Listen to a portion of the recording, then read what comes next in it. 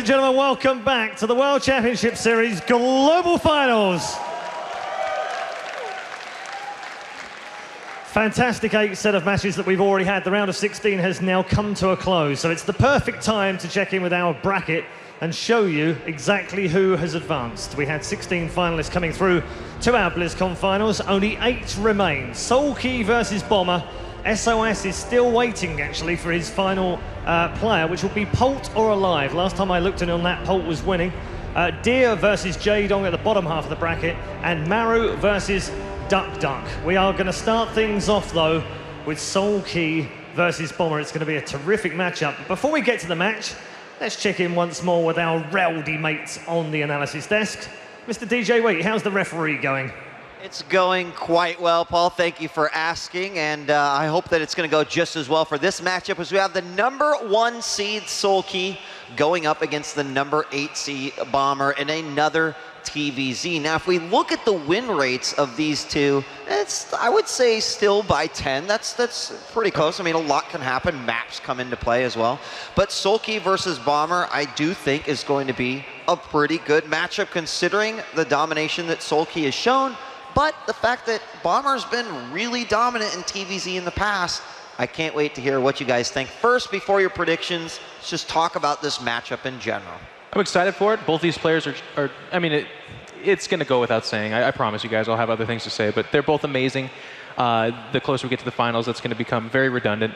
But what I really like about this matchup is that there was a period of time where TVZ was pretty Terran favored. And when I say that, I mean, I'm not talking 2 or 3 years ago, because we've ebbed and flowed, but I do mean, I would say, 3, 5, 4 months ago, it was really bad. Zergs were having a really, really tough time with that parade push, just Marine, Widow Mines, and Medevacs just all day long. It was really tough for them. But Zergs in the last, I would say, month 0.5, have started to come back and have figured out the matchup. They're being much more precise with their banelings. We're seeing some stack defenses appear, spine crawlers kind of anchoring down those 4th and 5th bases. The matchup's become a lot more dynamic, but I would tell you that I feel like Zergs have a lot more confidence in this matchup, certainly more than they did a while ago. So Soulkey, big-time winner. I think he looks at this matchup and he has confidence that he can do it. On the flip side, I think Bomber also thinks he can do it, and I think it's going to be awesome, both ways. Todd, I am also interested in hearing your thoughts on this matchup. Do you agree with In Control? Yeah, completely. And I think this is a tough matchup for Bomber here going against Soulkey. He's shown a little bit less brilliance against Naniwa than Soulkey did in his first match. And we've talked a little bit about the inconsistency of Bomber sometimes. He does not always play his best game. I know he had some very impressive games in Season 2 finals over in Europe, where he beat J-Dong, I would say, quite easily with the 4-0. And at that time, it kind of looked like he was revolutionizing the Terran versus Zerg. He wasn't scanning or anything. He was just sending units across the map all the time. A lot of Marines rallied with fast combat shields, and it just worked.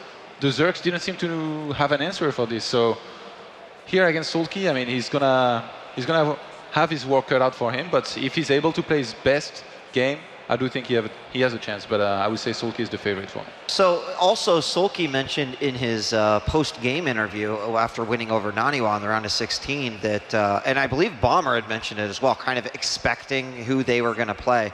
And if I'm not mistaken, Bomber was feeling like Soulkey was the real big hump for him. What are your thoughts on that? I mean, beyond Soulkey, there's certainly a whole nother group of fierce individuals to go up against. But what do you think about Bomber's comments? Well, in my opinion, when you consider both these players and what they want to do in a series, I don't feel like Bomber is a gigantic threat to do some really cheesy off-the-wall stuff. We've seen proxy racks out of it. We've seen every Terran do proxy racks in the TVZ matchup. But other than that, I don't anticipate like mech. I don't think we're going to see Sky Terran. Nothing crazy. I think it's going to be that parade push, just really strong macro. And the reason why I feel like he's antsy about his opponent is because now Soulkey is a guy that likes to dictate the pace. He will mix in Roach Baneling. He'll go Ling Baneling Muta. He'll play very standard, but he'll also go for that cheese stuff, and he's going to control the pace by doing that, which makes him, in my opinion, one of the scariest Zergs you can face in this matchup, because when a Zerg feels very comfortable changing it up against a Terran, and the Terran then does have to use those scans, has to send out those Marines, runs the risk of losing Medevacs in an attempt at a drop, that's when the matchup becomes a little bit more fallible for the Terran players. All right, and also just looking at some of the statistics, Polar Knight is by far Soulkey's worst map with only a 33.3% win ratio, having played it 6 times. On the other side, only 50-50 for Bomber. But I wanted to ask you, Todd, maps are always coming into play in any sort of matchup here, but especially for this one, and as we look at the map pool, where do you think both Soulkey and Bomber are going to be going in terms of maps here? Any thoughts on that? I mean, I'm a Protoss player, so I'm not going to pretend I'm the best expert on TVZ out there, but I'm pretty sure they're basically going to remove the map they hate the most, which, as you just mentioned, it might be Polar Knight for Soulkey. Yeah. And then from there, they should be used of every maps that are out there. One of the best things that happened recently was that Blizzard added all the 7 maps that were going to be played in the WCS in the ladder. So you basically, you could practice for WCS just by playing ladder, and I'm sure these players played a lot of it, so they should be used of every one of those maps, and then from there you just remove your worst one and you're going to be okay with all the rest. We are about ready to get started here, and I just wanted to say, like, if you look over at Bomber's side, a lot of his map percentages, they don't really say a whole lot. He's either at 50 or he just doesn't have enough games played on some of the maps, so it'll be interesting to see what the vetoes are. But without further ado, the round of 8 begins now. Let's shoot it over to the main stage and introduce our players for this matchup. Time for our first quarterfinal in the World Championship Series Global Finals 2013. Our first player is a man who is the oldest player in the WCS Grand Finals. He took 2 years to come back from a dry spell to win a championship this year. He is the Season 2 champion of WCS, Startail Bomber!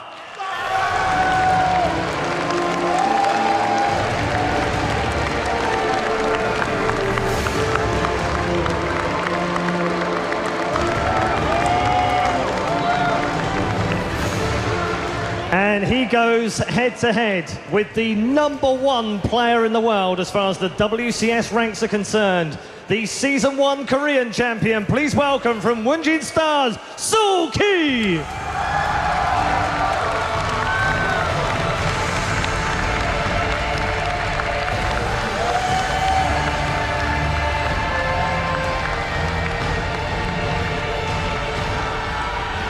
Two massively popular players for a fantastic quarterfinal, and who better to bring you all the action? A Dutchman and a Canadian. It's Rotterdam and Mr. Bitter. Thank you so much, Paul, guys, and welcome over to the desk. I am Mr. Bitter, joined by Rotti, as always. Kev, how you feeling, buddy? I'm feeling really good. I saw a couple of awesome games. Unfortunately, I missed some main stage action, but I saw some great Starcraft on the Esports Plus stream as well, and it's been a really good day of Starcraft already, man. Man, Blizzcon is all about great Starcraft. We've got a huge match coming up. Soulkey versus Bomber. It's hard to choose a favorite, man. I know Soulkey's the #1 ranked player in the world, but Bomber is the... well, he's got a couple championships under his belt himself. Definitely, and if Bomber is also the type of player, if he goes on the roll, he's almost unstoppable, but still, Ben. I've said this multiple times, as I am a Protoss player as well, but Soulkey is the type of player that makes my heart beat faster. Everything he does is amazing. His play is always so inspiring to watch, and it's so action-packed. He's probably one of the most fun players just out there to watch in general, and I know we're in for a treat with this one. Soulkey instantly vetoes Polar Knight, which... no surprise there. Comes as no surprise. An interesting statistic about Bomber. Akalon Waste is one of the more common maps in the map pool, is one that he struggles on in TVZ. He's 3-4, 3 wins, 4 losses on Akalon Waste. I wonder if he might veto that one. I mean, it's a tricky map where Zerg definitely can do a couple of crazy things, and especially the good old Roach Bane is quite popular on this map. But no, it will be Whirlwind. Bomber is good enough to deal with that, and also probably good enough to identify it ahead of time. What I like most about Soulkey's play, man, is just that he's always having small groups of Zerglings running across the map, and before you know it, they morph into Banelings, and 4 or 5 Banelings in a very odd phase in the game row into a mineral line and blow up 10 to 12 SCVs. I think that's so fun. It's such an exciting playstyle to watch, and Bomber is going to have to build some good sim cities all around the map if it goes into that late stage of the game, because with Soulkey, you know, Banelings are always a threat. Soulkey's definitely that Zerg player that is just everywhere around the map at once. This guy, this guy multitasks as well as anyone. Frost, our second map. Where is Akalon Waste going to fit in? I'm confident that it's one that Soulkey wants to play early. He's played a lot of ZVT on it, and he's only lost once. They went a little bit over about it at the analysis desk as well as there we go, Ben, there is your Akalan. Do you think Soulkey is going to bust out something crazy, or is it just going to be more solid Ling, Bane, Mura? You know, I think he's going to probably play that standard on Akalan ways. He's a player with maybe unmatched mechanics and one of the best tactical minds that we've seen in the WCS.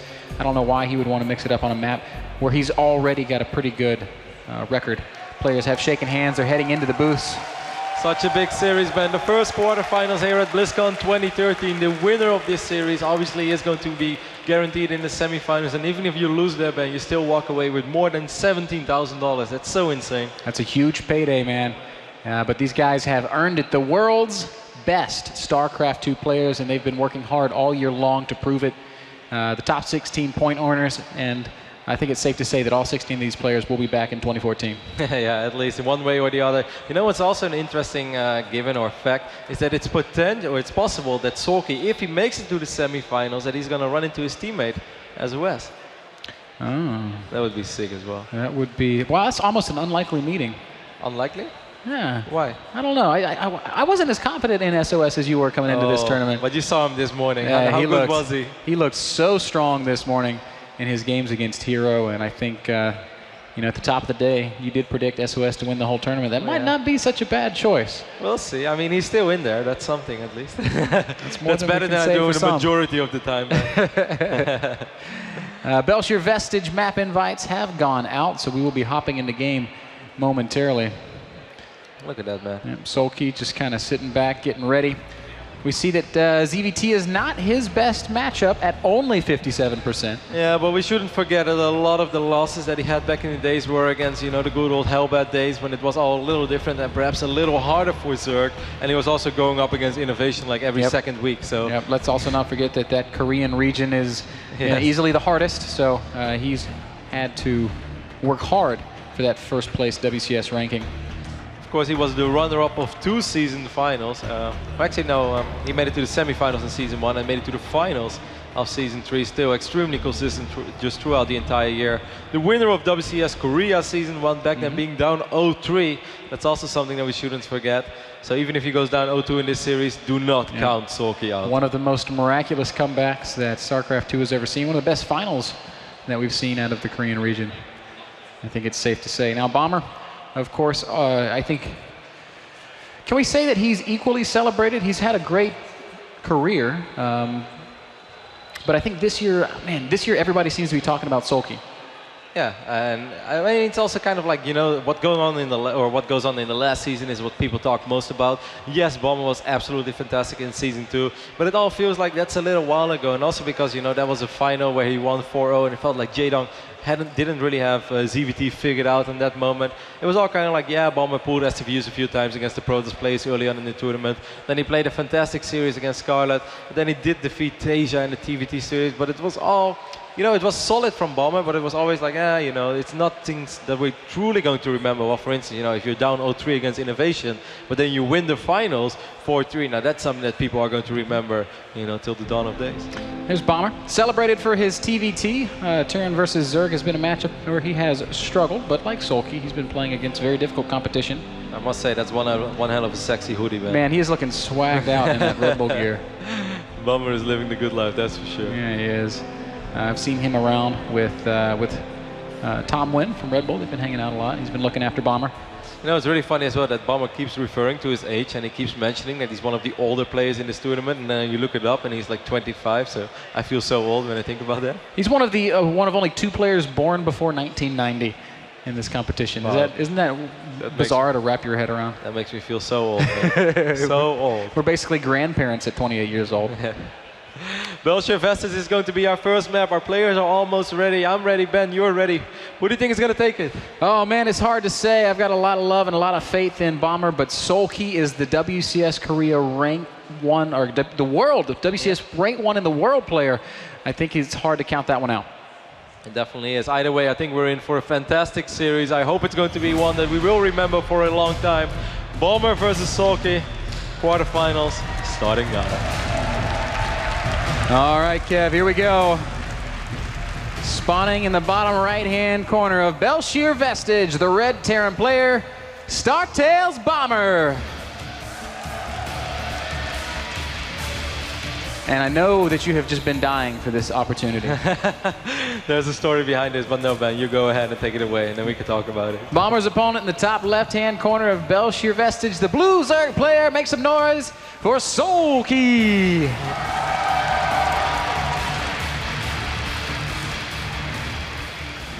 Soulkey's a beast, Kev, and we see that Overlord Scout moving out nice and early, as it should be. What are you expecting to see out of these two players here on Belshir Vestige? I'm expecting a pretty straight-up game number one, just as kind of Jeff was talking about as well. I don't think Bomber is going to go too crazy. With Soulkey, we know that he's, maybe going to cut a few corners here and there to get Mutalisk out early on. But as long as Soulkey gets up to the point where he has 3, maybe 4 headshots, Ben, this SCV is up to no good. Uh-oh. In game number one. Hey, man. Why not a single Refinery going down as well. early rack? So I guess Proxy Reaper? Yep, I'm going to see a couple of Reapers. Anything else would be very surprising in this day and age. Soulkey's Overlord is very close to scouting it. He's not going to scout it immediately, but Ben, you as a Zerg player probably have quite some experience dealing with this kind of stuff. Where is Bomber going to take this? I think his best hope is just to kill a few drones. As we've got Funkadella on the shout-out with the observation. Lots of drones in production right now.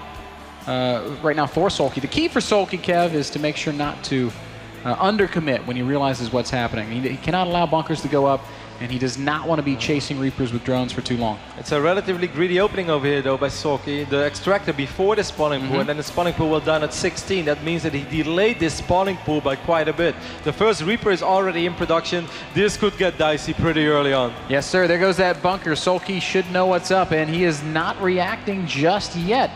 It was still not choosing not to pull any drones. Kevin, that Reaper is going to be there in just a couple of seconds, and that will mean that it will be nearly impossible to stop that bunker from going up. Soulkey might be willing just to let that bunker finish. Yeah. And maybe Bailing Boss on the other side of the map. I'm curious to see how much gas he is going to mine. I actually think he pulled maybe drones out of the extractor. No, he still has 3 of them on. It's definitely worth keeping a close eye on that. He's mining with the maximum number of drones. Reaper's going to pop up into the main base, and we'll begin. Oh, man. Spawning pool having just finished. This is going to be a long time before there's going to be a queen out. Soulkey with impeccable control so far, but one drone. With the power drill. That's pretty sick. Disassembled as the Reaper will give chase. A second drone. It is going to go down. That SCV is on a mission. Yeah, he's basically responsible for 2 kills already. Reaper picks up an additional drone. 3 drones going down so far. But we shouldn't forget, this is a big investment by Bomber. He's going to have to do more than pick up a few drones here and there. So far, so good, Kev. He's going to have this bunker completed. He can pop in whenever he feels like he needs to retreat as the Zerglings very nearly catching a Reaper there. Zergling speed is on the way. More Lings in production, but Soulkey stopped mining gas with the Queen out. His main should be safe, but his natural is still in trouble. Yeah, he only has 13 drones right now, so if he would be mining gas, he's putting himself borderline all in, because then he's just barely mining any minerals. He is going to send 2 Lings across the map, and that's very smart. That forces one of the Reapers to be defensive. The other Reaper is not in the bunker, so, Ben, as cute as this has been so far for Bomber, I feel he had to do a little more than he did. It feels like it could have been much worse. Soulkey, of course, immediately returns to droning. He's got quite a few Lings out on the map, 10 Lings out. Zergling speed will be finishing up momentarily. It could have been worse, but I want to feel like Bomber is happy with the amount of damage he dealt because of how little he committed to it. He didn't really go. He didn't go all in with his proxy. He didn't go all out. I wanted to say he didn't go all out with the all in, but it wasn't an all in. He pulled back and he just expanded.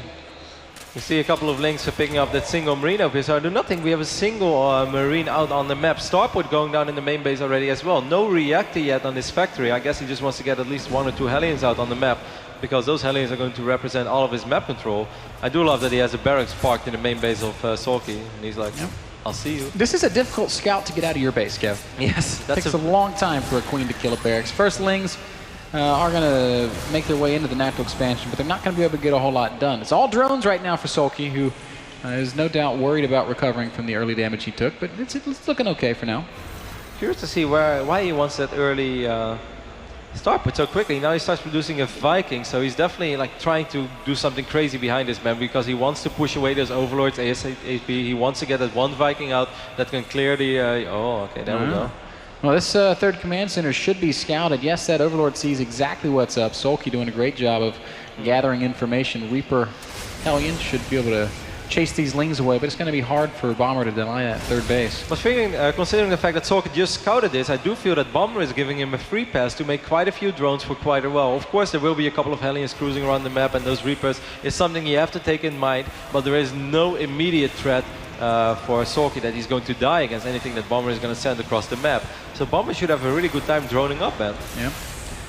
Soulkey is going to lose a couple of Overlords here, but beyond that...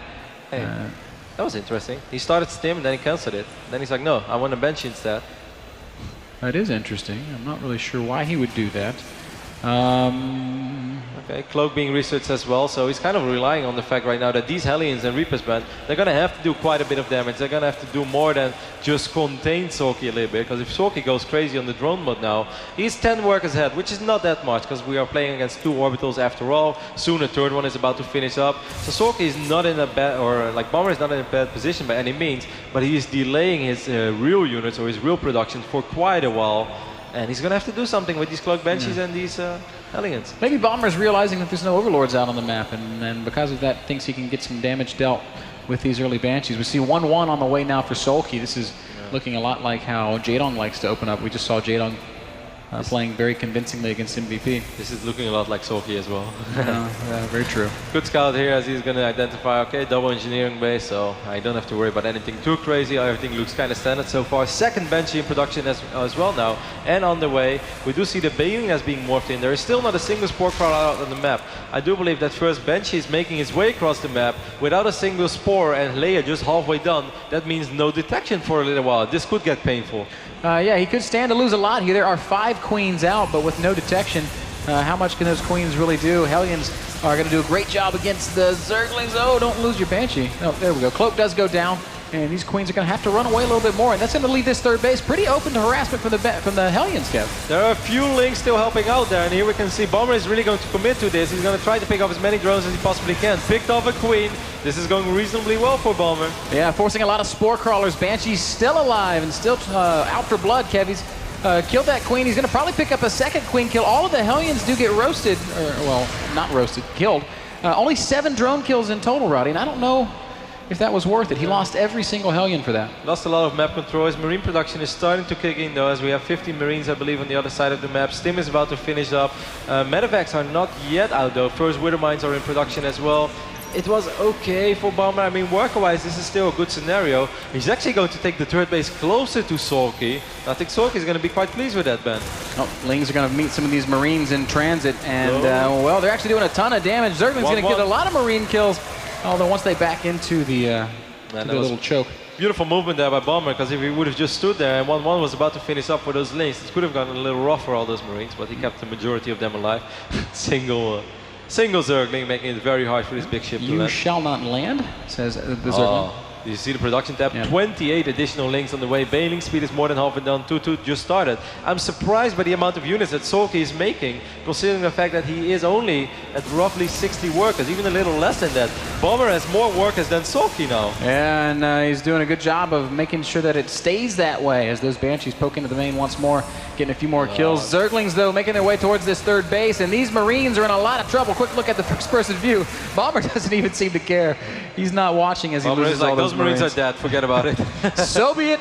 As he'll just lift the command center and bring the workers back home. Man, I'm very surprised he took that third base so close to Soulkey. Why do you think that is? Does he want to have that staging ground, like that setup over there, and just non-stop harass the third base of Soulkey, or maybe make it even harder and harder to take that fourth base? Massive Baneling. Widow Mines, oh my god. Yeah, massive Baneling force incoming. 30 Banelings on the way, a little bit of a 1-1 timing. Widow Mines are burrowing, but will it be too late? Actually, I think this is going to be terrible. As the Banelings rolling all the way into the natural, they're going to make their way straight towards the worker line. And so many SCVs are going to take big damage here. Soulkey strikes back after the Banshees and the Hellions did some annoying damage on his side of the map. He's able to pick up 25 SCV kills. Well, Ben, I said Bomber had more workers than Soulkey, and the most important word in that sentence is had. Well. Once upon a time. A couple of Mews will be dropped, so it's not... actually, 39 workers is pretty bad. I won't say it's not too bad, but still somehow a happy Zergling survived all of this. And he's chipping away. Still doing work at the main base, but quickly the SCVs turn their drills on him, and down he goes. 71 drones against 39 SCVs. Now, yes, a lot of mules have gone down, but 2-2 is about to finish up for Soulkey. Spire is down as well. Bomber's army is way, way bigger than the army of Soulkey, but by the time he makes it across the map, probably a lot of Lings and Banes are about to hatch. Soulkey's going to need units, though, ASAP. That's a pretty ridiculous difference in the army supplies right now. If Soulkey doesn't get some Banelings out, he could be in a lot of trouble. Banshees overhead are going to get a good feeling for what this Zerg army looks like. And here comes Bomber. Now, he needs to deal some serious damage. He lost a lot of SCVs there. He would love to deny this third expansion. There are nearly 40 Zerglings in production. Oh, he's unbarring the mines as well. Sick play over here by Bomber. And the Lings not so doing sick. any damage at all, marching in single file. This third base is in massive trouble. Bomber doing a great counterattack.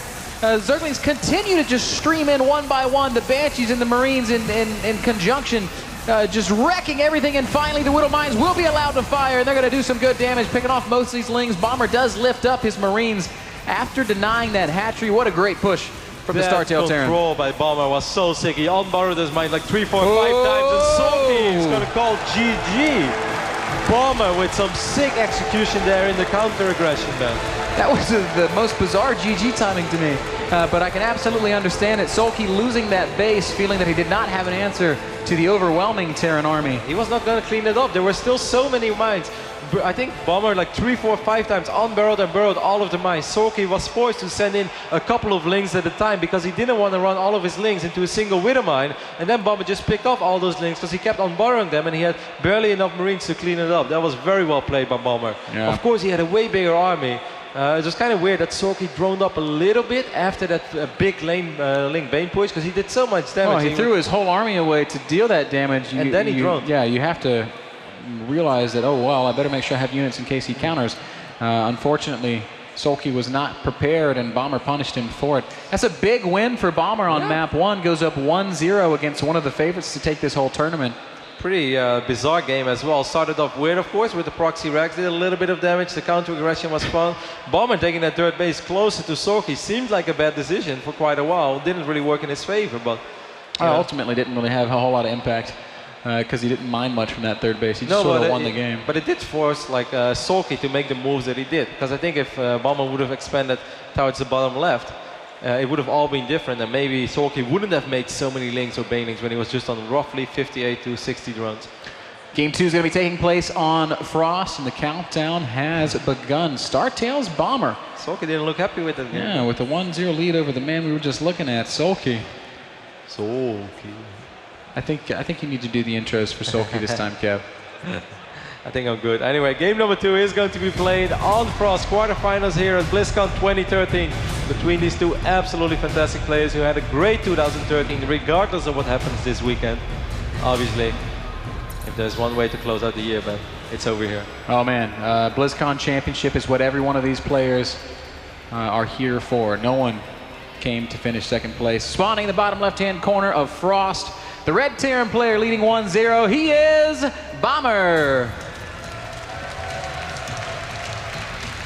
And he's almost got a smirk on his face, Kev. I mean, I wouldn't mind winning game number 1 like that. It's just like, I'm not sure how this is going. I would have a banana grin from ear to ear, and I would not be able to play game 2. His opponent up in the top right-hand corner, trailing 0-1, the Blue Zerg player, Soulkey. We said it multiple times, man. If there's one person who knows how it feels to be behind in the series and then still come back and win, it has to be this guy. One of the very few players who was ever down 0-3 in the finals of a tournament and then came back and actually won it. Multiple times we saw people evening up the series 3-3 to then still end up losing it, but not Soulkey. Very early scout from Soulkey. Sent out that drone at like 11 or 12 supply. Bomber right now is aiming for sitting back. Looks like might be going CC first. Yep, aiming for the command center first, so very economic opening, and that's going to be nice for Bomber, certainly considering the fact that Soulkey is sacrificing a little bit of economy over here by sending out that drone so early.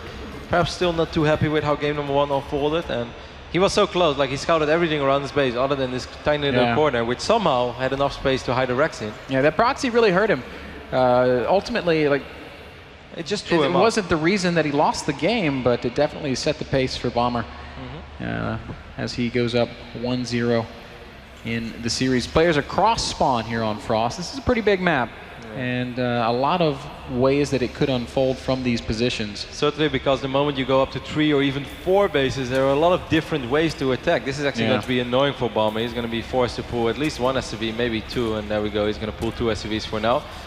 Because there's such a wide open area around your 4th base, and against a player like Soulkey, like we mentioned before, Ben, if there's one player who loves to just send small groups of links across the map and morph them into banelings and roll them into mineral lines, it has to be Soulkey. Yeah. This is a great map for it too. It's hard to always see everything. It's impossible on this map. I guess Terran might have the luxury of sensor towers very late in the game, but that's not something Bomber's going to want to be investing in early on, or even in the mid game.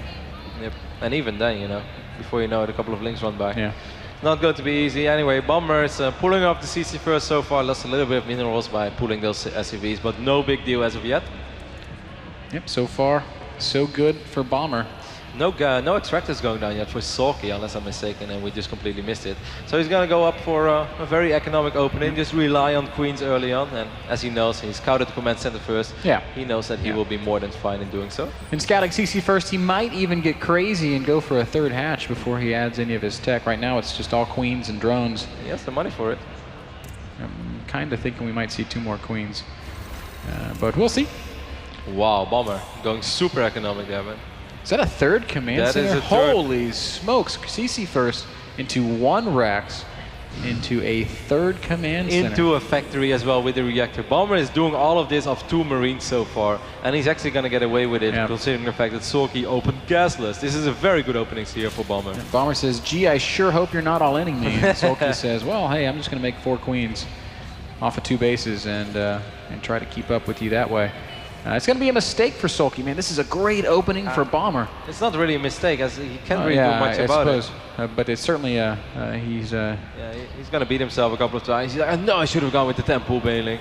That would have worked out so well for me this game. He does have an overlord relatively close to that 3rd command center that's near the edge, and I think Soulkey is going to scout you should see his base in a matter of seconds, and now he's going to be like, ouch. You know, what is that going to prompt from Soulkey, who just started mining gas? He does take a 3rd hatchery immediately. I'm not sure whether or not he was planning to do that anyway, or if it was in a reaction to that 3rd command center. But regardless, it's going to be a very long time before Soulkey's really able to do anything to try and punish this. And he's going to be a very fast layer. Wow. That's a cool choice. I think he's going to try to go for the quick mutas here.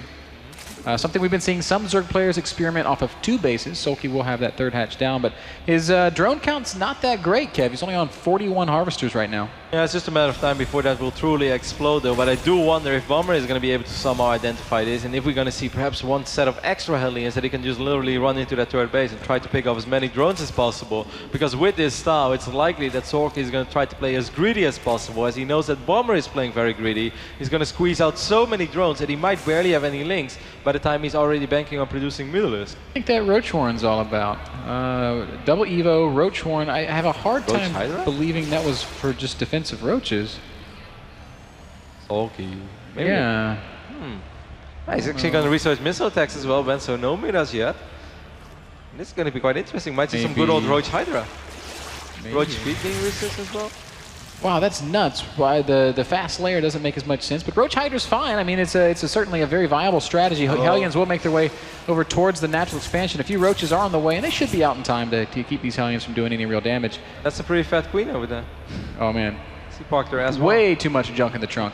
8 roaches in production. That's a lot of roaches. That's way too many roaches for just defensive purposes over here, Ben. 11 speed roaches on the way already for Soulkey. Soulkey is going to commit to this big time. And now Soulkey's plan reveals itself. A 1-1 roach timing. This can be a very effective strategy against an opponent who underprepares. And if we look at the production tab, well, there are Widow Mines on the way, Kevin. There are a couple of Marauders out already. So if Bomber starts to sense what's happening, I feel like he should be able to put a good defense together. There is a single Marauder out at the moment, but he can just stay on 2 bases for a while. He should immediately abandon that 3rd base as soon as he realizes what he's playing against, unless Bomber is somehow able to pull off a miracle. Losing that Overlord is going to suck a little bit, by the way, as Soulkey has quite a bit of money in the bank, and it's still going to take an additional 10-15 seconds for those new Overlords to hatch. Man, that's an expensive Overlord loss there. Cost him a few roaches for the fight that is unfolding. Worker transfer over into that 3rd base is coming at a rough time. as the Roaches are going to be knocking at that door very soon. 14 drones on the way for Soulkey, so he's going heavy macro behind this.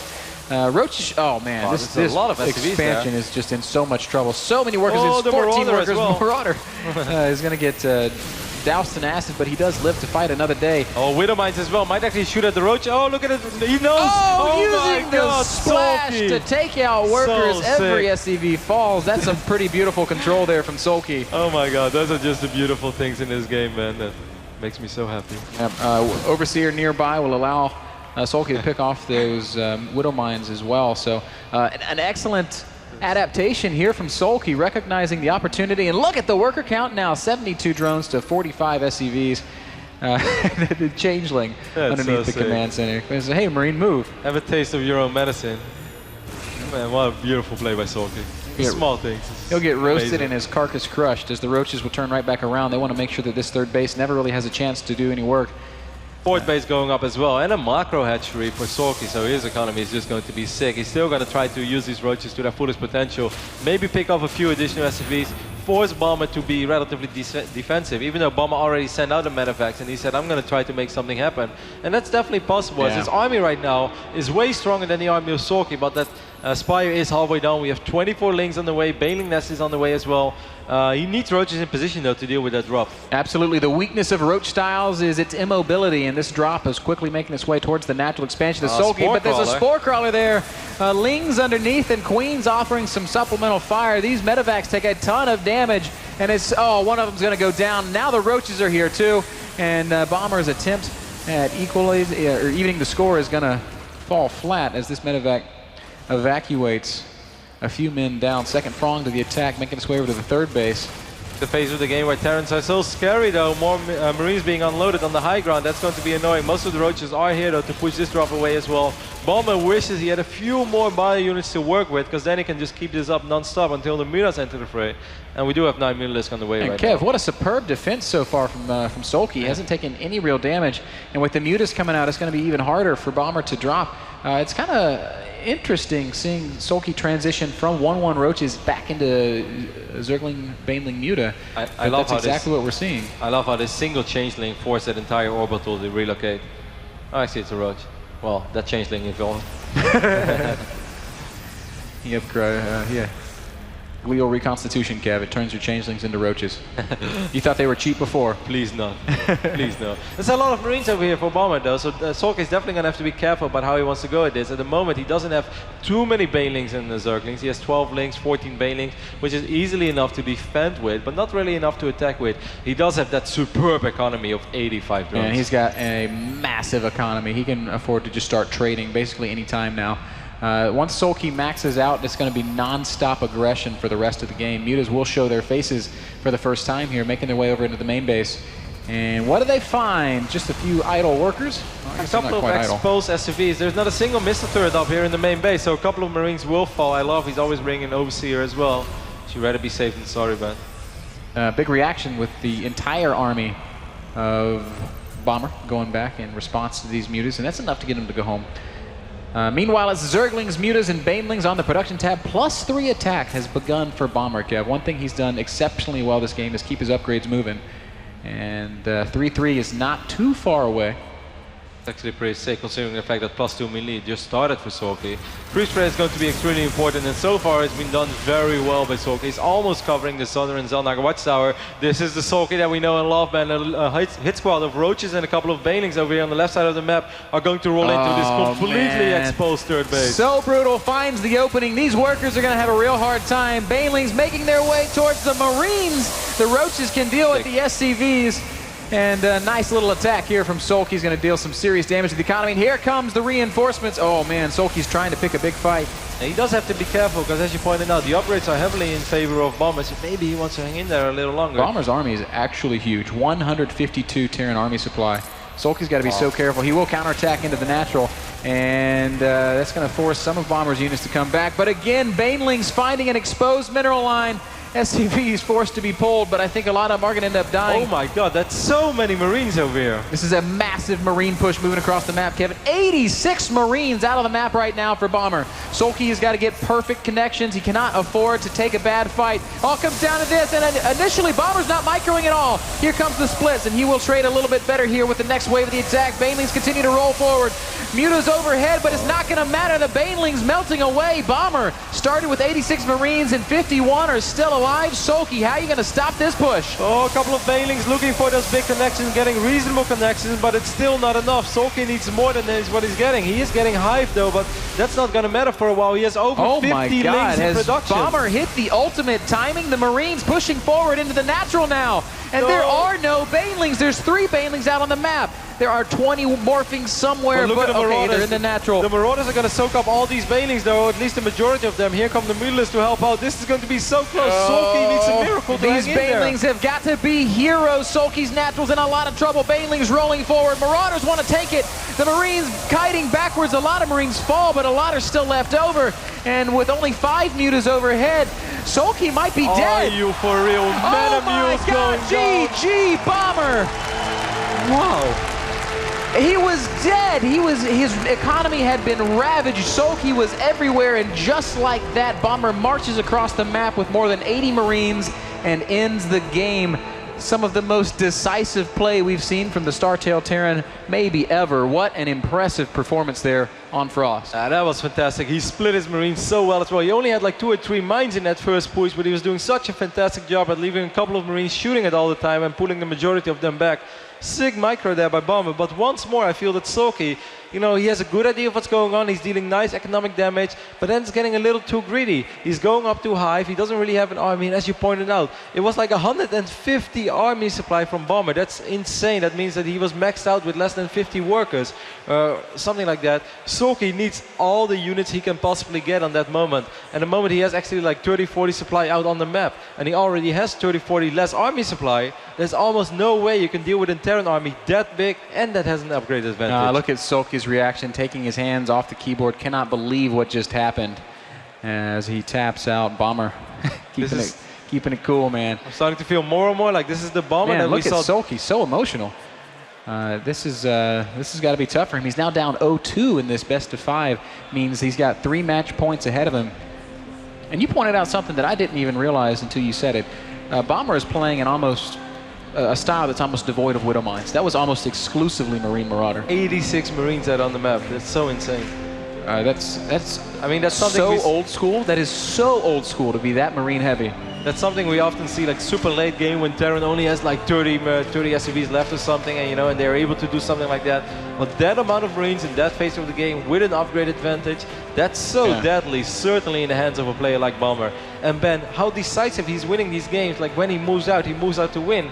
This is starting to feel more and more like the Bomber we saw win at Gamescom. It's a crazy thought. He making his resurgence at BlizzCon. We're moving on to Akalon Waste, game number 3. And Soulkey, the #1 ranked player in the WCS, is 1 map from elimination. The best Zerg in the world, the most consistent Zerg throughout the entire year. Down 0-2. Hard to believe. Kevin spawning in the top left-hand corner of Akalon Waste. The red Terran player representing Startail, he is Bomber.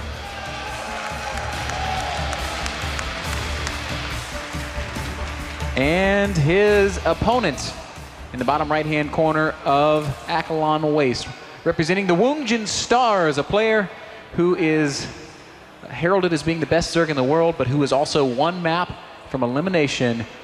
Let's hear it for Soulkey.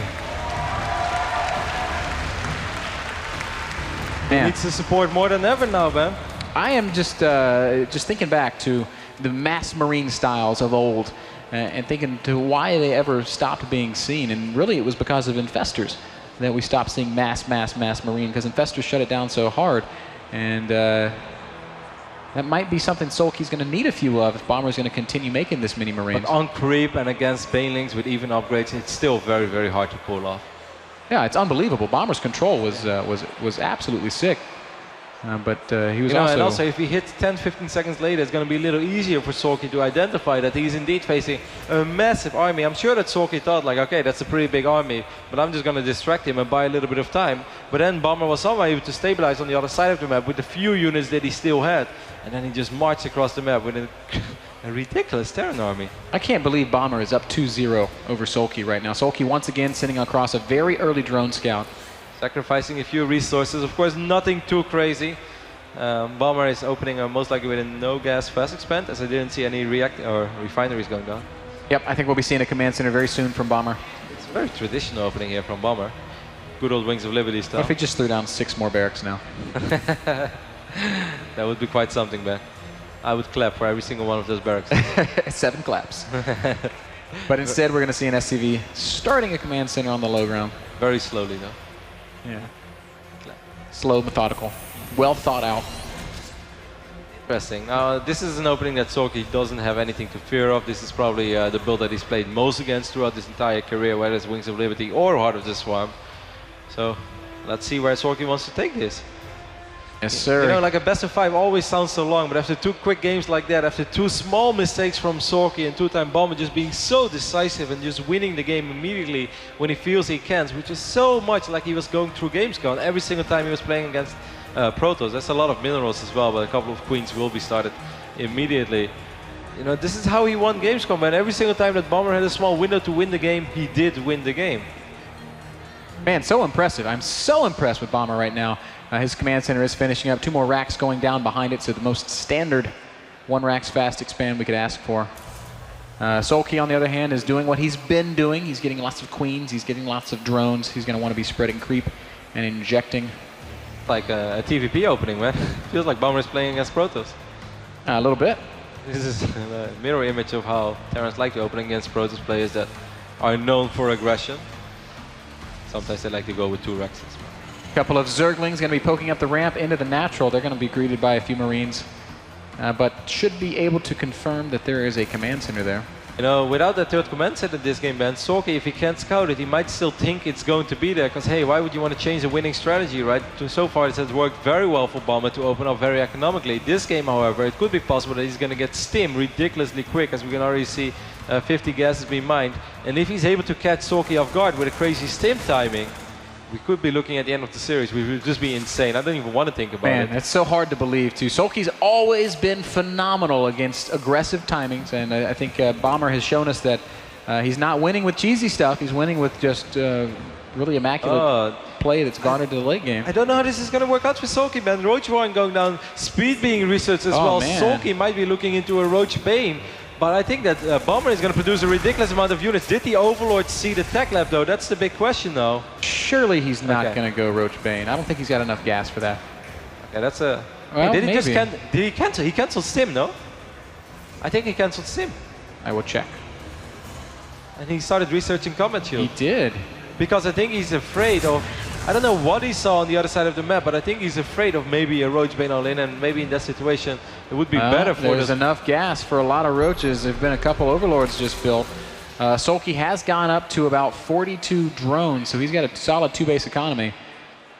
Bomber, what are you doing pushing across the map like this? I really think that Bomber wanted to go for some sort of a stim timing. Now he's forcing out a lot of units with this as well. This is still scary. This is a lot of Marines. Is he forcing out units, or are these units that Soulkey wanted to build anyway? That's what we don't really know. No. Well, that's something we can't possibly know. But Baneling Nest is also going to go ahead and go down. Then Bomber is really going to have to cherish these few Marines that he has. Yes, he is on 3 racks. He's producing quite a few Marines. Oh, those Queens have to run to creep. Oh, man. This has been a pretty crazy TVC so far, man, with a couple of mind games. Bomber, I think, trying to go for a sneaky stim timing, but not being able to pull it up because Soulkey scouted it. But now, are these Marines too far out of position against what is coming? I mean, off creep, they should be able to get away. Does Bomber realize what's happening is the real question. 2 bunkers do go down. More units in production. There's a factory being built. He's definitely going to want to get a couple of Widow Mines out. 21 Marines. With bunkers, I think, oh man, it will still be close. Bomber's probably going to want to build a couple more bunkers. First Marauders is going down as well. He already has a defensive bunker. I think Bomber is in a great position, man. Soulkey is investing a lot of resources into making this work, but I think that Bomber has accidentally chosen the perfect build to defend against this. Or maybe not all that accidentally. Here come the Banelings, 18 Banelings. That is enough to crash through these bunkers. More roaches and lings on the way. And Bomber is so hip to what's going on here. He's throwing down defensive structures left and right. Where are the Widow Mines? He's got no Widow Mines in production. There is nothing that deals area of effect damage. It's just Marines and Marauders against roaches and Banelings. Here comes Soulkey. Oh, sick focus fire on those Banelings immediately out of those bunkers. There's still a lot of roaches and Banelings though. Oh man, everything hinges on this. Banelings waddle forward and do kill a few Marines and Marauders, but so far Bomber's done a phenomenal job defending. SCV's gonna fall here in short order. Oh, it's a big connection. So many SCVs falling. Now there's nothing left to repair, and suddenly it's roaches and speedlings against just a handful of bio units. 10 more Banelings being morphed right in the face of Bomber. Soulkey might have done it. Wow, those Baneling connections, man, were surprisingly good, blowing up a ridiculous amount of Marines and SCVs at the same time. Bomber falling all the way back to 33 supply. This was a pretty crazy TVZ, but it's looking very good for Soulkey now. And Bomber is gonna tap out. Good game, Soulkey, with the commitment to Roach Baneling aggression. Takes game number 3 on Akalon Wastes and forces a game 4, keeps his tournament hopes alive. And now I just wish what was going on. He researched Stim, and I think he tried to make some sort of a Stim timing possible, just something secretly, run a bunch of Stim Marines across the map, and then pick up a lot of links before there are Banelings out, and try to kill as many drones as possible. But the opposite happened. Yeah, let's go ahead and pass it over to Marcus to see what his team thinks about that game. We got a +1 over here as we were watching this incredible match between Soulkey and Bomber. We got White Raw joining us. Give it up for White Raw. How's it going? Yeah, I feel very good myself. Enjoy this game. Bomber show very amazing game, but we want to see all 5 games, I think. Yeah. Can I ask you here? I know we're going to talk about the games, but what do you think about? I mean, are you enjoying yourself at Blizzcon? Yeah, it's very huge, a lot of fans, and I'm very happy to see so huge support Starcraft 2. Yep, they love you, White Raw. I hope you get a lot of support here. Guys, White Raw says he doesn't think it's going to go the 5 games. We saw Bomber come out with an incredible 1-2. What do you think? You agree with White Raw? He could be absolutely right. I mean, Bomber in those first 2 games, holy crap, did he play well. It was really, really cool. His army was massive. I think that's something we're not quite used to seeing. It's been a lot more setting up those Widow Mines and kind of pushing more into the mid-game with that the third base really established. But Bomber, especially in game number 2, really never got that third base going. It was like, I don't care, I kind of actually maxed out. I guess I'll just go kill you now. Game number 3, though, it's worth noting, Soulkey mixed it up. It's really common to go Roach Baneling on that map because of that wide ramp at the natural. Bomber did what he could to plug the holes, but because he's more of a bio player as opposed to any kind of factory production, didn't have Widow Mines, didn't have tanks, and that proved to be a problem. It would have made a massive difference there. In fact, both the casters had mentioned that as well. Todd, do you agree with both White Raw and In Control? Yeah, completely here. In that last game, I feel like I'm not sure if he thought this was going to be the best strategy, or if he's like, you know what, I'm done with this guy. I'm going to all-in him and punish him at least once for going for this full bio, and might have been a little bit tilted if that's the case, and is still feeling very unhappy with the way those games have been going. This could affect his play. So he's going to have to keep his composure and just keep on going for what he thinks is best, not what he thinks he has to do. Can I just say, too, at the analyst desk, if we could put in a word to Blizzard, we actually need more Protoss players up here. So it's nice having White Raw up here, but if we could get MC back or somebody. We were hoping to just kind of just get some brains up here. You know what I mean? Talk strategy. In Control and Grubby. There you go. Yeah, we'll get Grubby up here, too. Yeah. There we go. We'd be all set. I've got to ask, since we got you up here, White Raw, with so far left, we've got Soulkey, Bombers, SOS Polt, Deer, Jadong, and then Maru and Duck left. Out of those 8 players, who do you think is going to walk away as the BlizzCon champion? It's very hard to make predictable because Koreans' skill very high, and this is the amazingly fun Jadong. Oh, thank you. Yeah. Good answer. I support Jadong on Europe finals, but he lose Bomber, and it's his bad luck. Like so many time play in finals and not take first place. Yeah, and he's hoping to change that up this time around. Now, I'm not sure what the next map is, and as White Raw said, don't think it's going to the 5. Bomber with the quick 1-2, and then Soulkey bouncing back. Bomber looked like he could have held that, like you said, with a few minor changes, Widow Mines here and there. But do you guys firmly believe that Bomber's got this next game, or do you? I mean, can you count the thing about that Soulkey strategy out? is you can only do it so many times, and it's fairly map dependent. I mean, there's again a period of time many moons ago where it felt like Roach Baneling was winning lots of games, and Soulkey and Symbol were kind of a part of that. But now, Terrans have adapted. They're okay with it. And I think Bomber got caught off guard. I think the map helped him out. I think if we try to see a similar build in Game 4, I don't know. I would give the edge to Bomber. I would hope so. It would be really dumb if it worked again, I feel.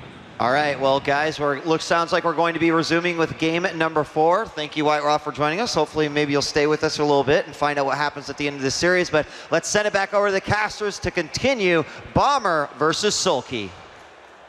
Thank you, gentlemen. We're about to hop into Yansu, our 4th map in this series. And, of course, Bomber does lead 2-1. But we've got some other updates to bring you guys up to speed on, right? Yep, Maru is currently playing against Dog, and it's still 0-0 in that series. So either they have the most epic game of all time, or they're just really taking their time, but one way or the other. It's a surprising quarter-final, man, because a lot of people are also like, I think MC might be able to take it, and certainly Innovation against Dog. So seeing Maru or Dog in the semi-final, perhaps going up against Tier or maybe against Jadon, it's going to be sick regardless. There were a lot of StarCraft fans that were excited at the potential of a Soulkey versus Innovation final. Now we see ourselves with Innovation being out and Soulkey down 1-2, that neither of these players may be represented there. Soulkey still, of course, has his chance. Yeah, Soulkey is far from out, man. We know that he has what it takes to come back. He was down once upon a time 0-3 against Innovation, and he still came back to win WCS Korea Season 1. So he's never down and out. And I still feel good about it. Like, so far, I felt both the games that he lost were just kind of like, yeah, I was a little too greedy there, or maybe I should have made a few extra units. I don't feel we've seen a long played out ZVT yet between these two players. Yeah, I think Frost was almost that, but not quite, with Bomber just getting battered and battered. The first time Bomber moved out, he won. Yeah, but he moved out with 160 army supply. That's a pretty... Yeah, I know. As Jeff said, he's like, oh, I accidentally moved maxed out on 2 bases. Well...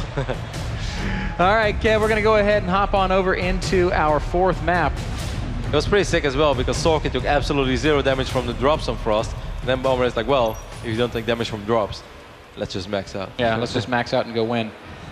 Here we are on Yansu, and spawning in the top right-hand corner of the map, the Red Terran player leading 2-1. He is Startail Bomber.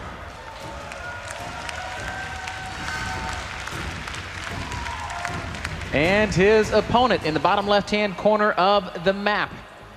Currently down 1-2, but did just pick up the win on Akalon Waste. Must win here if he wants to keep his Blizzcon hopes alive. He is Soulkey.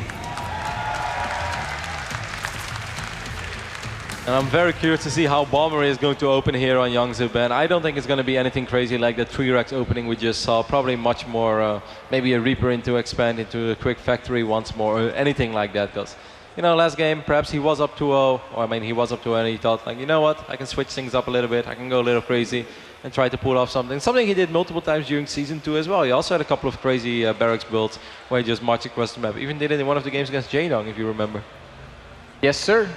Something else that we've been seeing a lot is this early drone scout from Soulkey. Sending it out at 12 supply. He's done this every single game thus far, and kind of destroying his own economy with it. That's what some of the Protoss players would say. But hey, there's a lot on the line, and in game 1 he did get caught off guard, and he said never again. Oh, this time he's going to see, oh, you're going command center first. Wonder if he might try doing something like 3 hatch before spawning pool. As there's that CC going down on the high ground for Bomber. Last time he went command center first, it worked out for him. Still no spawning pool from Soulkey. He's up to 17 supply. Either it's the most economic spawning pool, or he's indeed going to go for another hatch. We will see. I think that is what we're going to see. Drones moving out right now. Here we go, the good old triple hatch before spawning pool. One of the most economic ways Zerg can possibly open. Unless you're Cats, you like to get a 4th one. But yep, Cats will put that 4th one like between the natural and 3rd base to just make the creep connects nice and fast. Don't really want to do it against Terran though. That's YOLO style, if you're Cats. El Capitan. Refinery going down in the main base of Bomber, and most likely Benesu is going to be 1 or 2 Marines, and he's immediately going to try to get the reactor in the factory, or maybe 1 Reaper to get some scouting done early on. But this should work out well for Soulkey, as long as he doesn't get surprised in a certain phase of the game. Yeah, I think he's going to be okay economically. There's not really any reason to think that this is necessarily going to favor one way more than the other. This is both players saying, hey, I'm going to sit back and play macro. Neither of these guys have played much Yansu in the WCS. They're both 1-0 on the map, so we could say they're undefeated. Somebody's undefeated record will be broken here. It will be a day to remember, man. The day I lost my first WCS match on Yansu. Bomber did get a pretty early gas, Kevin. It looks like he's going to be using it for a factory. Yeah, and I mean, the other game when he did this, he just made 2 Marines, dropped a factory, and then he dropped an additional command center. I think this is the exact same build as we saw on Frost, because Bomber is like, hey, that worked pretty well on the Frost, let me just do that all over again. Back then, we shouldn't forget, yes, Bomber did go for that 1-1 timing with the Roaches, which worked out okay, did a lot of damage, very cute move with the Roach, absorbing the Widowmine shot, but at the end of the day, the opening was still way better economically for Bomber than it was for Soulkey. So Soulkey was fighting an uphill battle economically. Now on the other end, we're looking at 3 hatcheries before spawning pool. Now Soulkey is probably like, bring it on with your 3 command centers. I'm doing the exact same thing, but even a little greedier. Yeah, both these guys, well, this is basically the macro game you're asking for, Kev. Both these guys are going to sit back and build lots of stuff, and then they're going to throw that stuff at each other. It's almost Christmas after all, Ben. I should get what I wish for. You know, you've been a good boy. Yeah, I know.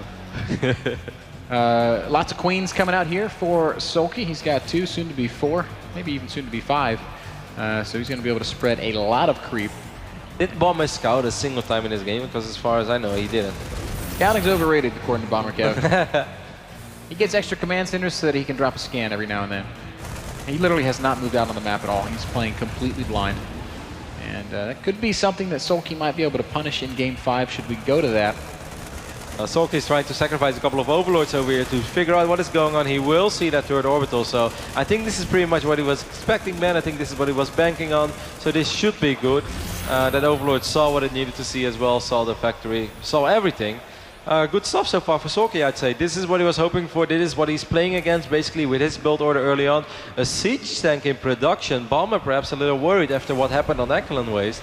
And he's going to be like, hey, I should get a siege tank. Yeah, that's an interesting choice, and maybe well, it's hard to call it a misread when he hasn't really scouted. First Talion has crossed the map, and it sees that there's a third base down, so that 1 siege tank will probably be the only siege tank we see for the time being. But I mean, by the time that he scouted this, he has no idea whether this was 3 hatch before a pool, or if this was a hatch that went down at the 5-minute mark, That's true. or even just went down, and the creep spray is just very good, as he didn't even send that Hellion all the way in. So Soulkey, I mean, Bomber is still pretty much in the dark. Once more, Ben throwing down those double engineering base, and that's pretty much what he did see the completed hatchery, so he knows that it's done. Okay. But you're right. He doesn't necessarily know exactly how much Bomber or how much Soulkey has committed to drones versus units. We do see a small swell of units coming here from Soulkey. He's got a few lings out on the map. He's going to make 10 roaches. Oh, he's making more than just 10 roaches. Looks like he's actually going to commit to this a little bit. He's on 44 drones now. This is something he could potentially transition out of, but if he deals absolutely no damage, which is always unlikely with a Roach Banal in, but that siege tank, and certainly with the second siege tank in production, Soulkey, if I was Soulkey, Ben, I would maybe try to send in that additional Overlord to make sure that you're doing the right thing. Yeah, I think Bomber might know what's happening. He should see. He had Zelnaga control, so he should see those units moving across the map. He's probably going to want to build a couple more bunkers, Kev. Oh, what are you doing moving your tank out? Don't do that. Bomber, this is... No. This cannot be... But I think this actually might help Soulkey, Ben, because now Soulkey's going to be like, oh, maybe I shouldn't do this. Well, he's still going to send in a lot of units. I don't think you should do this, Soulkey. This tank is in a lot of trouble. It's going to get picked off immediately. Second tank on the high ground is going to try to help, but the wall's going to go right down, and now Banelings are in the natural expansion of Bomber. Oh, the Banelings actually getting, no, I won't say reasonable connection. The Roaches are still going to be annoying. It's kind of weird that Bomber moved the tank out, and that definitely hurts him a little bit here. We can already see Soulkey transitioning behind this with 14 additional drones, but how much damage will these Roaches do? You know, honestly, it looks like not that much. The number of SCVs killed is only 5, and the Roaches may get a handful more, but there's a siege tank preventing them from really pushing any further forward. It is definitely slowing Bomber down, though, but we shouldn't forget those upgrades are once more rolling already. Ben, Armory is on the way as well, so Bomber is still going to enjoy that upgrade lead once more.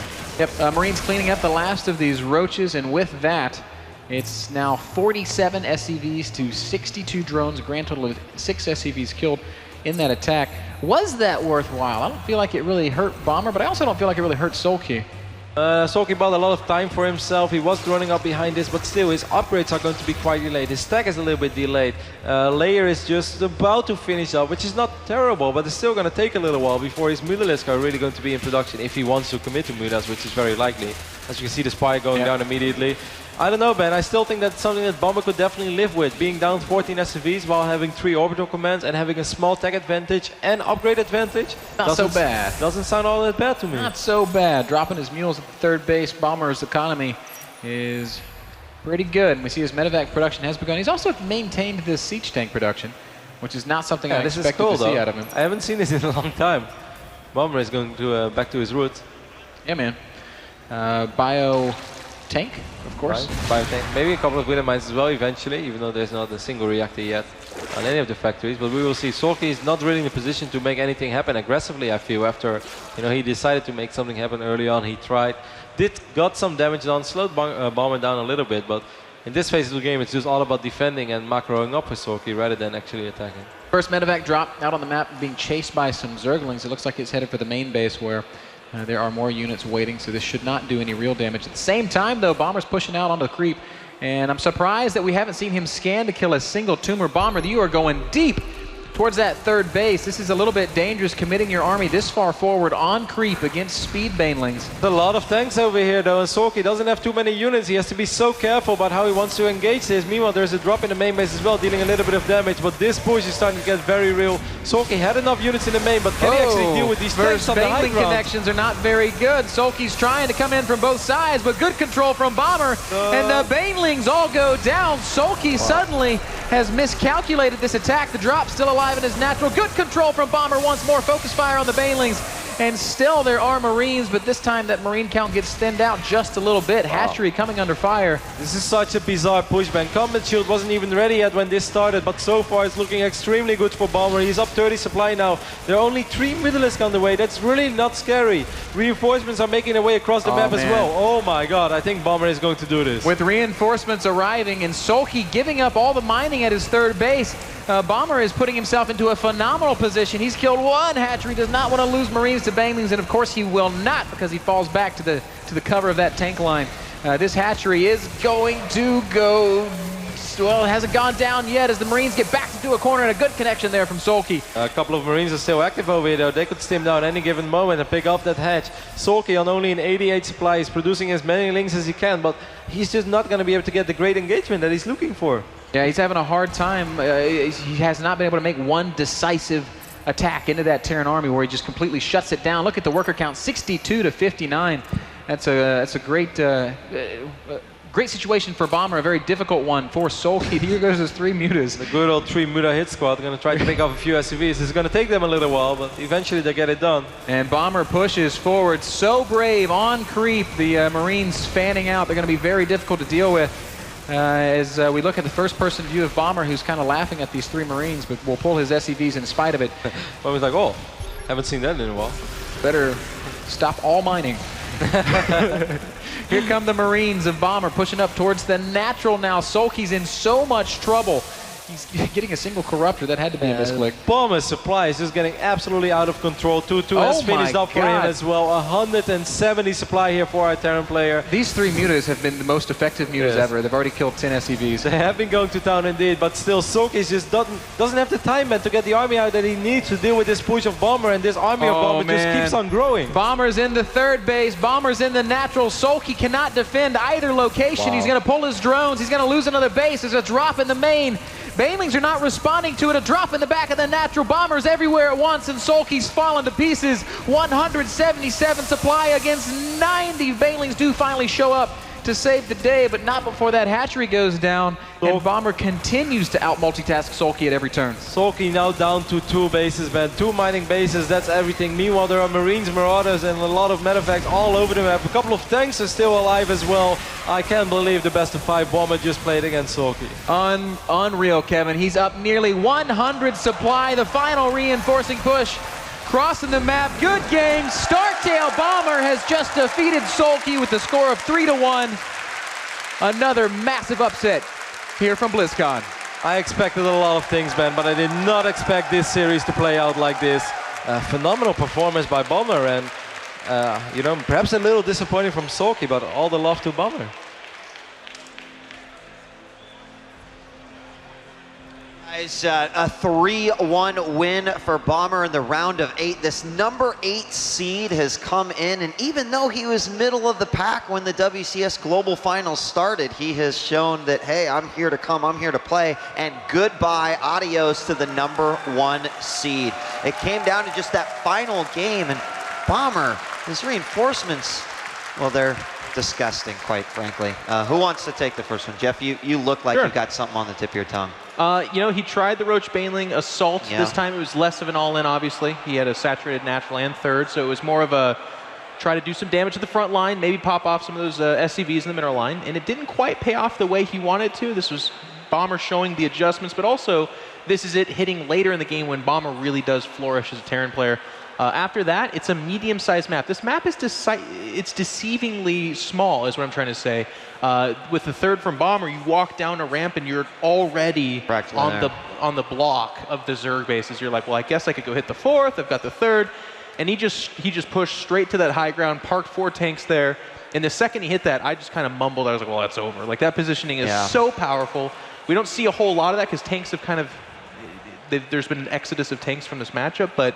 I don't know why. We saw them to great effect there, and this game wasn't close. And it wasn't close at all. And it was a direct reaction to what Soulkey had done. Yeah. So I mean, effectively, you could say that Soulkey kind of set that up for himself. Unfortunately, we got White Raw joining us as well. Thanks for joining us again, White Raw. So you were right. Bomber takes it in the next game. Certainly looked really, really good. He advances 3-1. He'll go on to face either SOS or Polt. Any final thoughts about Bomber as a player? Yeah, I know Bomber Science coming Starcraft 2. He at the beginning showed amazing skill in Korea, but after nobody not heard about Bomber around 1 year, he not won too many events. And he make really comeback in Euro finals on Gamescom. Yeah. And take first place. Almost nobody not believe in Bomber, but he do it. So I hope he show again very good score, and who know, maybe he future champion. Yeah, I mean, he said really that Soulkey was going to be his biggest hump too. So, Todd, I'm curious to hear your final thoughts on this matchup, and maybe even speculation on how you think Bomber versus either SOS or Polt might go. I feel like Bomber reproduced the way he had played in the Season 2 Europe finals, World finals, which were in Europe. He reproduced that style very well here. He didn't use many scans. He went for the very economic build. He spanned mules to get ahead in supply and in army over his opponent, and then from there he exploded that army leads very, very well, moving across the map, always getting in good position. And that last map here also, the hold with the 1 tank was very impressive. Jeff said it. He made some adjustments, and one of those adjustments was getting the 1 tank that ended up with 20 kills after the initial rush of his Zerg opponent here, Soulkey. So all of those things put together, it was just too much for Soulkey to handle. And although Soulkey has fantastic macro, creep spread, everything, Bomber was just too much for him today. Speaking of macro, I mean, even the Belshir Vestige game comes to mind where Bomber just had his entire mineral line kind of blown to pieces. He was like, oh no, what am I going to do? Then you look at that production tab, rather. He still had 14 Marines coming out at a time, and you're just like, Bomber, you monster. This guy is a freak of nature. He was. All right, guys, we've got our winner up on the main stage with Chobra for an interview as he enters into the round of 4. Let's give it up again for Bomber. Thank you very much. This isn't the first time we're seeing him on this stage. Once again, it's Startail Bomber, now confirmed to go in as the first player to the semifinals here at Blizzcon 2013 for the WCS Global Finals. Give him another big round of applause, guys, for this guy who just took down the #1 seed all year of WCS, Soulkey. So let's talk about that. Taking down someone who is ranked #1 for the whole year is a big deal. 자, 그럼 이번 상대 김민철 선수가 올해 WCS 포인트로는 첫째 시드로 블리즈콘에 진출하셨는데 3대1로 어떻게 보면 조금 쉽게 이기셨어요. 기분이 어떠세요? 일단 가장 어려울 거라고 했던 상대인데 이렇게 쉽게 이길 거라고 저도 예상을 미처 못했고 심리전이 잘 통하면서 잘 이긴 것 같아요. As I said, he was in my mind the toughest opponent I might have to face this tournament. I never expected to win this easily against Soulkey, but I think I won out in the mind games throughout each game, and it worked out very well for me. It turned out to be an easier match than I originally planned. So 3-1 score, of course, a little bit of a bump in game 3, but as he talks about the mind games, we saw in the interview before the round of 16 how Bomber said, if I can beat Soulkey, I think I'm set for the whole tournament. Does that still hold true? 그러면 지난번에 인터뷰 때 그래서 김민재 선수가 제일 어려울 것 같다. 그래서 이기면 충분히 우승도 할 수 있을 거라고 생각한다고 그러셨는데 지금도 그럼 똑같은 생각이신가요? 예, 이제는 이제 저를 이길 상대가 없다고 생각합니다. Wow, Bomber, I love this guy. He says, yeah, there's no one who can beat me now. I just beat Soulkey. Confidence just rising, doesn't know where to stop. You know, we don't know his opponent for the semifinals yet, but whoever comes up, it could be a tough match. I mean, for the likes of someone like SOS, who's you never know what he's gonna do. Does Bomber feel like he has to prepare anything specific? We'll have to find out. 그러면 이제 4강전의 상대가 아직 정해지진 않았지만 방금 말씀하신 것처럼 그만큼 자신감이 있으시면 뭐 특별히 준비를 해야 된다고 생각하세요? 아니면 그냥 하던 대로 하고 원래 준비하셨다고 하신 뭐 빌드나 특별한 그런 전략으로 준비하시면 괜찮을 거라고 생각하시는가요? 이런 그 단기 토너먼트 같은 경우에는 기본기가 가장 중요하다고 생각하기 때문에 딱히 뭐 특별히 준비할 거는 필요 없다고 생각합니다. In events like these that are, couple day tournaments that are live at the venue, I think just preparation ahead of time is the most important. So I don't think I have to do any last minute special preparation for whoever my opponent might be in the semifinals. I think I'm set and ready to go. Once again, give a big round of applause to Bomber, the confident Terran here at Blizzcon 2013. Back to the expert panel.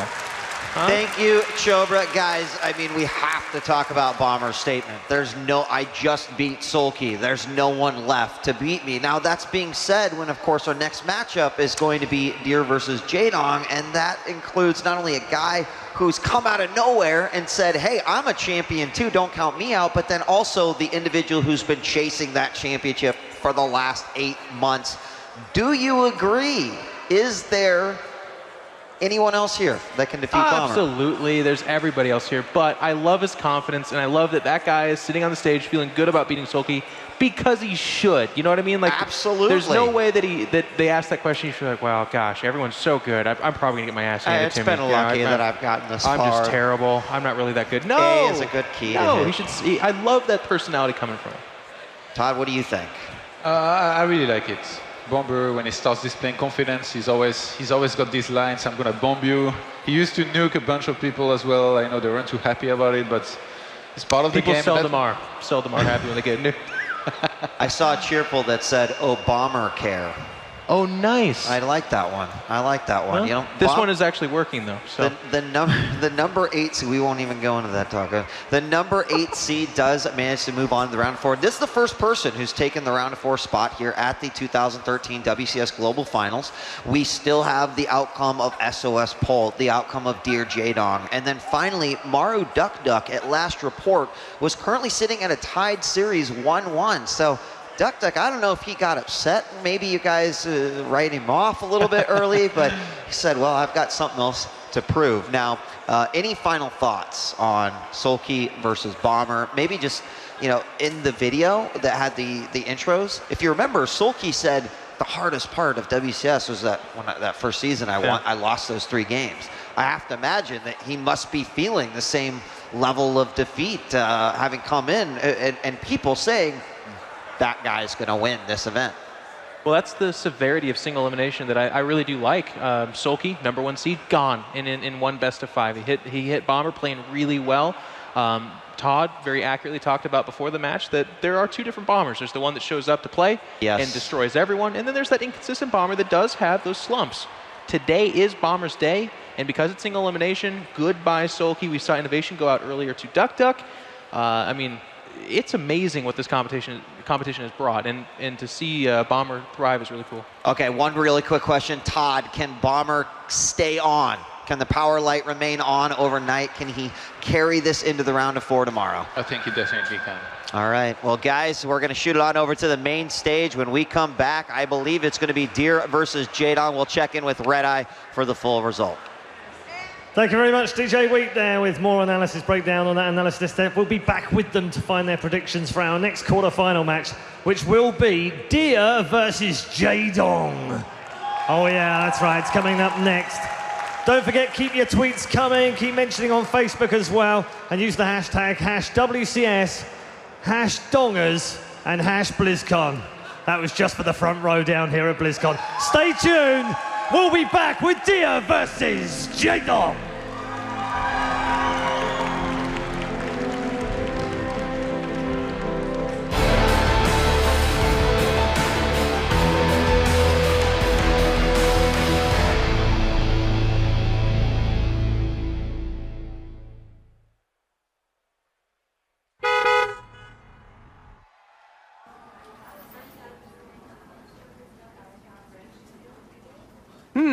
You thinking what I'm thinking, Dustin Browder? I think I am, David Kim. Grab your weapon!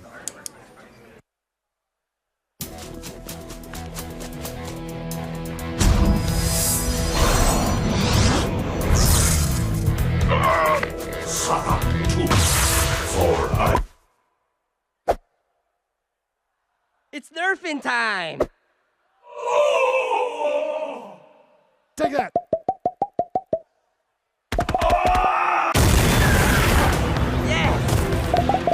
This ain't good.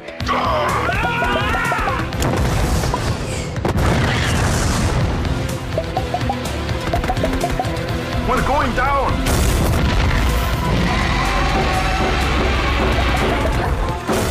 That one over there. Get him!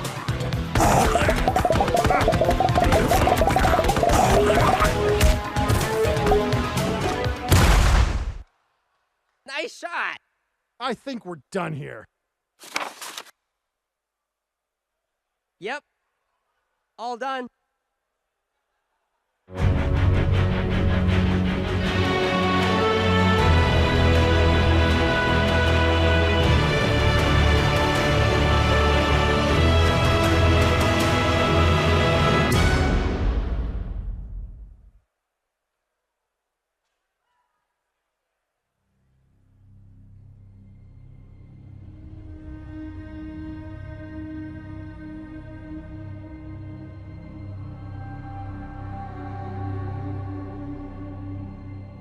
The Zerg swarm came as was foretold.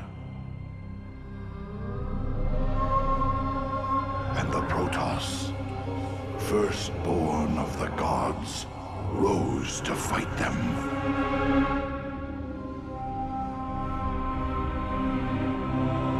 Now, the Xel'Naga that forged us all are returning. What do they come to save? Or to destroy?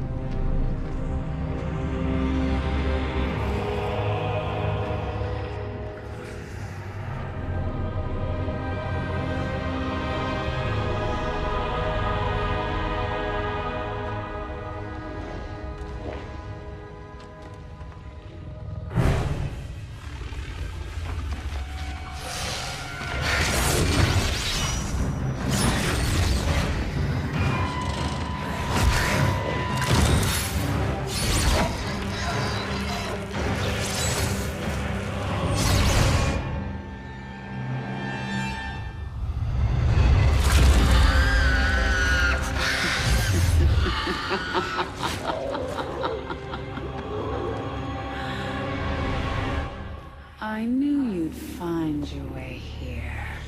Eventually. Your very presence defiles this place, Kerrigan. Do you hear them, Zeratul? Whispering from the stars. The galaxy will burn with their coming. Perhaps.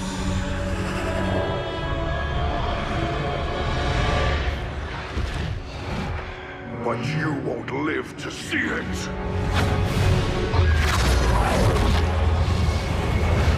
Please.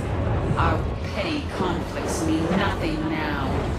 The storm is coming that cannot be stopped. Fitting that we should face oblivion together. Never!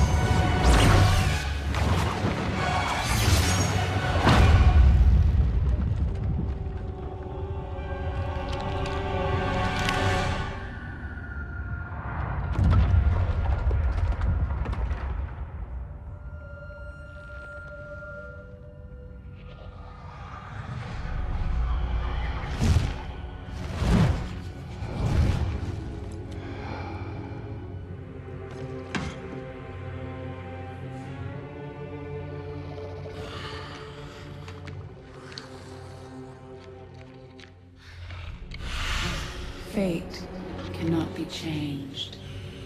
The end comes. And when it finds me,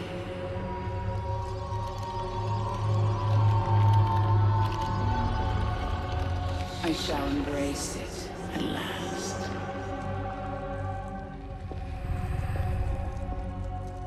The prophecy is uncertain. There is always hope.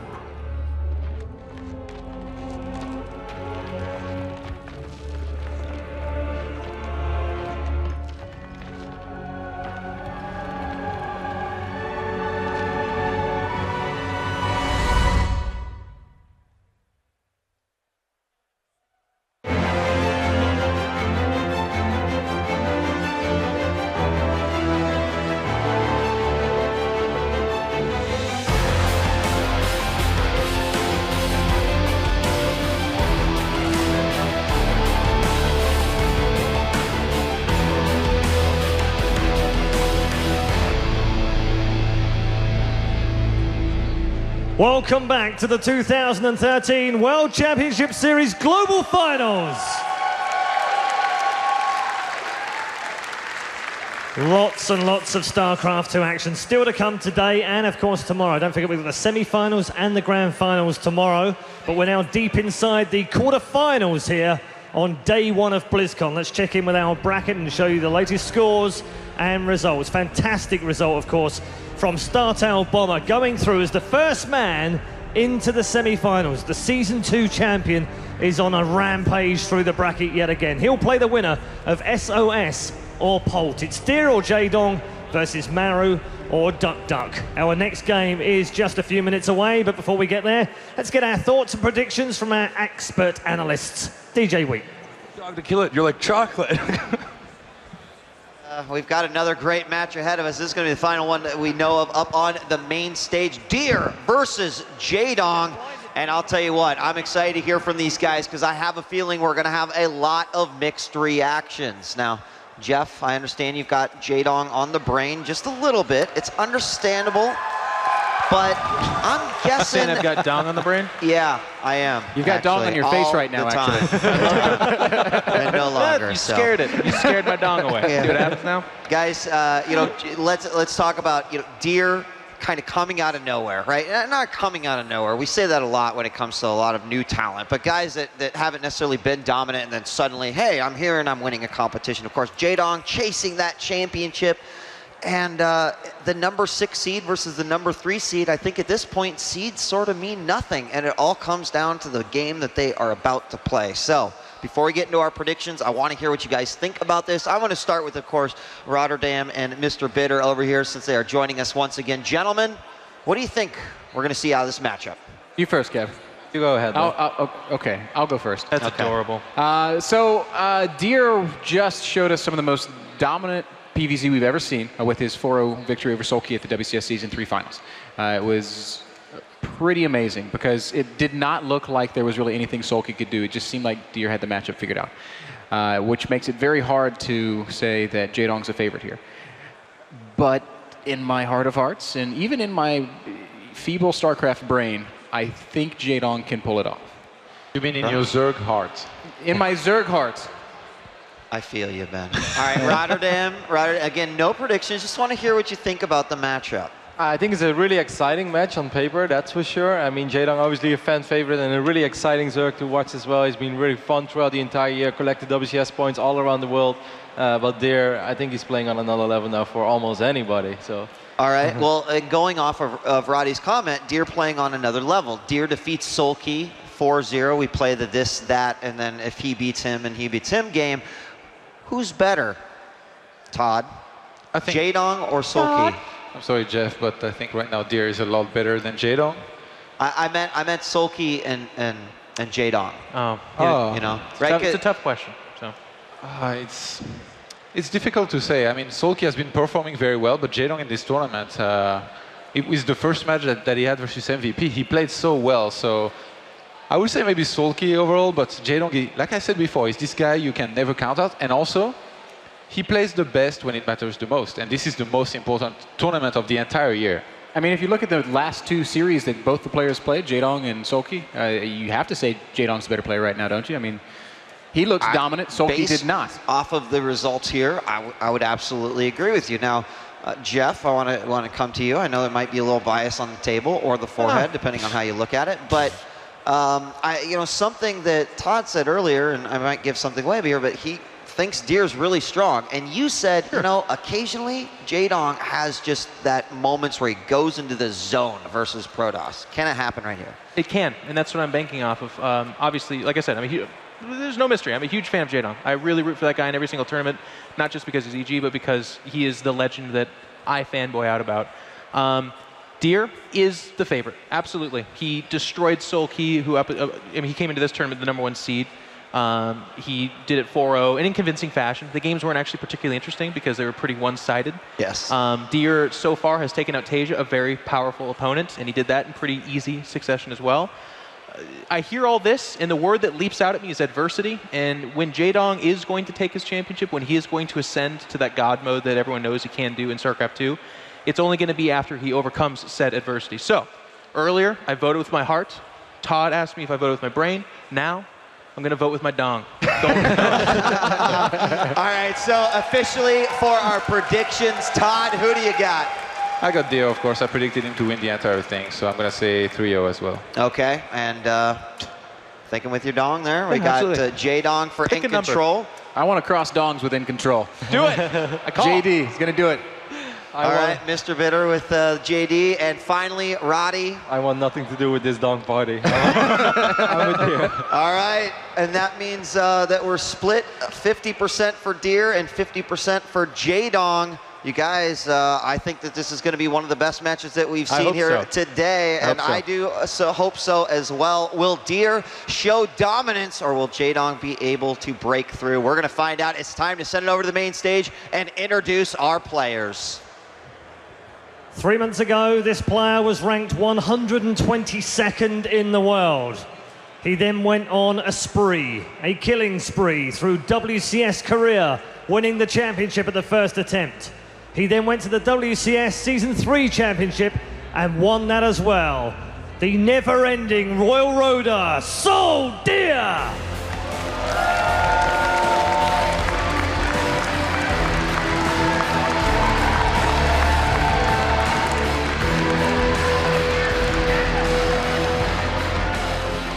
He goes head-to-head with the one and only Dong. He's, of course, the Tyrant, a 4 times runner-up this year. Evil Geniuses Jaedong!